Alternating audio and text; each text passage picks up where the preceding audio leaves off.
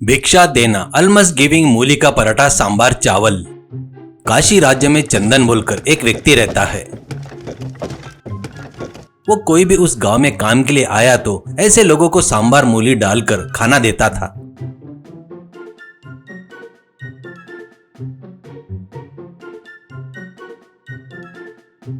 ऐसे उसके घर के बाहर गांव से आने वाले बहुत सारे लोग अन्नदान लेते रहते थे। उतना ही नहीं, वो बहुत ही स्वादिष्ट बनाने के कारण सब लोग उसकी बहुत तारीफ करते थे। ऐसे रहते हुए कुछ दिनों बाद उस गांव में त्रिशूल बोलकर एक व्यापारी नरेंद्र बोलकर एक गाड़ी वाले के साथ मिलकर आता है। गाड़ी से नीचे उतरने के बाद उस गांव के एक आदमी को बुलाकर त्रिशूल, भाई मुझे बहुत भूख लगी है, बढ़िया स्वादिष्ट भोजन चाहिए, मुझे इस गांव में बढ़िया होटल जैसा है तो बताओ, ऐसा कहता है। तो वह व्यक्ति, अरे बाबूजी, आप शायद इस गांव में नए आए हो लगता है। हमारे गांव में कोई भी हो वो चंदन के पास जाकर ही खाना खाएगा। इस गांव के किसी से भी 1 रुपए भी नहीं लेते वो। आपको अच्छा खाना चाहिए बोले तो चंदन के पास जाइए, वो बनाए से थोड़ा सा ही सांभर क्यों ना हो, बहुत ही जबरदस्त रहता है, ऐसा कहता है। इससे त्रिशूल नरेंद्र को लेकर चंदन का घर ढूंढते हुए वहां पर जाता है। उस घर में जाते ही वहां अंदर से कुंडी बंद थी। इससे त्रिशूल वहां रखे कुर्सी के ऊपर बड़े ठाट से बैठता है। ऐसे कुछ देर होने के बाद चंदन अंदर से बाहर आने के बाद त्रिशूल को खाने के लिए बुलाता है। तो त्रिशूल, देखो भाई, तेरे बारे में गांव वाले बहुत बड़ा ही बताए, पर मैं भी बता रहा हूँ, मैं भी सबके जैसा नहीं हूँ। मेरे पास बहुत पैसा है, तेरे को कितना चाहिए बोल, मुझे इस गाड़ी वाले के सामान नहीं, कुछ तो भी स्पेशल बना के दे, ऐसा कहता है। चंदन, देखिए बाबूजी, मेरे लिए कोई भी सामान है, खाना खिलाते समय वैसा कुछ भी नहीं सोचता हूँ। मेरे पास जो है वही देता हूँ। आपको खाना चाहिए तो मेरे पास जो है वही लेकर खाओ। मेरे पास सांबार मूली से बनाया हुआ रसम और चावल ही मिलता है, बाकी तो आपकी मर्जी, ऐसा कहता है। इससे त्रिशूल को बहुत भूख रहने से कुछ नहीं कर पाने से नरेंद्र के साथ ही बैठकर एक ही जगह पर खाना खाता है। कुछ देर बाद खाना होने के बाद ऊपर उठकर चंदन से त्रिशूल, चंदन जी, मैंने आपके बारे में बहुत गलत सोचा। आप बहुत ही बड़े महान हो। आगे वाले के पास से 1 रुपए भी नहीं लेते हुए ऐसे अन्नदान करना बोले तो मामूली बात नहीं है। आपको कभी भी कोई भी कैसी भी मदद चाहिए तो मुझे खबर भिजवा दो, ऐसा कहता है। चंदन उनको धन्यवाद कहता है। ऐसे ही रहते हुए कुछ देर बाद त्रिशूल और नरेंद्र दोनों मिलकर अपने घोड़े गाड़ी से जंगल के रास्ते से जा रहे थे। जाते जाते नरेंद्र एक जगह पर अपनी गाड़ी रोकता है। वो देखकर आश्चर्य से त्रिशूल, क्यों नरेंद्र, यहाँ पर रोका गाड़ी, क्यों रोका, ऐसा कहता है। तो नरेंद्र, बाबूजी, जब भी मैं आपको अन्नदान शाला में आपको देखकर बहुत बदल गया हूँ। मुझे भी आपके जैसा धनवान बनने की इच्छा है। आपके पास बहुत सारे पैसे के पोटलियां आए करके जब भी पता चला, बढ़िया आपको यहीं मारकर वो पोटलियां लेकर मैं चले जाने की सोच रहा हूँ, करके कहता है। तो इससे डरकर त्रिशूल, देख तो ऐसा करना गलत है, ये कभी भी सही नहीं है। होना बोले तो मैं तुझे व्यापार लगाने के लिए पैसा देता, तेरे को जो करना है कर, ऐसा कहता है। फिर भी नरेंद्र उसकी बात नहीं सुनता और उसको पीटकर खाई में धकेल देता है।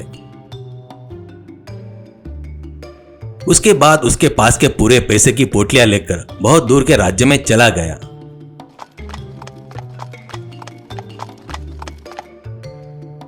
ऐसे जाकर वहां पर कुछ दिनों में व्यापार करता है और व्यापार करके बहुत पैसा कमाता है।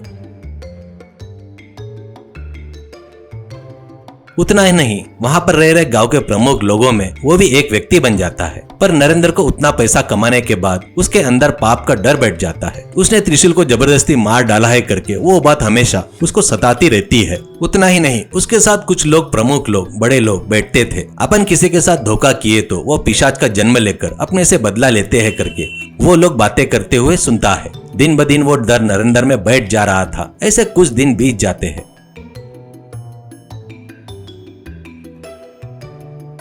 एक दिन उस गांव में रह रहे उस गांव के राजा उस गांव के सभी प्रमुखों को बुलाकर एक सभा का आयोजन करते हैं। इस सभा में सभी प्रमुख लोग बढ़िया इधर उधर की बातें करते हुए हंसते हुए समय बिता रहे थे। पर कुछ देर बाद उनकी चर्चा राक्षसों और पिशाचों पर होने लगती है। कुछ लोग पिशाच और राक्षस करके बोल रहे थे तो कुछ लोग नहीं है करके विवाद कर रहे थे।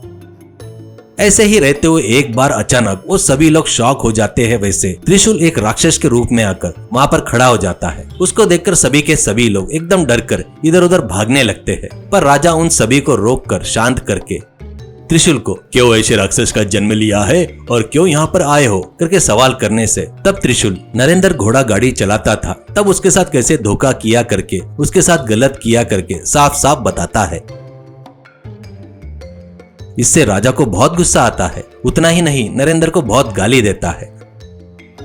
उसके बाद राजा त्रिशूल से, देखिए जी, हुआ सो हुआ, ये पाप नरेंद्र को हमेशा भोगते ही रहेगा, उसकी सजा उसको मैं दूंगा। आप अभी ये राक्षस का जन्म लिए इसलिए आपको कैसे भी करके बाहर निकालना करके सोच रहा हूँ। इस राक्षस जन्म से मुक्ति आपको कैसे मिलेगी आप ही बताइए, ऐसा कहता है त्रिशूल। महाराज, काशी में एक अन्नदाता है, उनको बुलाकर उन्होंने नरेंद्र को किया हुआ अन्नदान का पुण्य को मुझे को देना बोलो, तभी मुझे मुक्ति मिलेगी करके बताता है।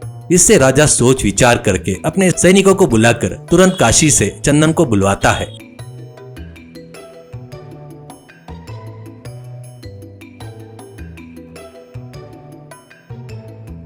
चंदन यहाँ पर आने के बाद उस ब्रह्म राक्षस को देखकर आश्चर्यचकित होता है। उसके बाद राजा उसको सारी बात बताता है तो वो सुनकर चंदन, महाराज, मैं सच में कभी किसी पुण्य के बारे में सोचकर किसी को भी अन्नदान नहीं करता। मेरे पास आने वाले चोर है, सिपाही है, व्यापारी है, ये सब नहीं देखता, मैं बस उनकी भूख को देखता हूँ। सच में मेरे अन्नदान को उतना पुण्य मिल रहा है तो पक्का उस अन्नदान का पुण्य को अभी त्रिशूल को देता हूँ करके कहता है। ऐसा कहते ही अचानक वो राक्षस हवा में भाप जैसा मिलते हुए एक साथ ऊपर चला जाता है। अब तुरंत राजा नरेंद्र को बंदी बनाकर कैद में डाल देता है।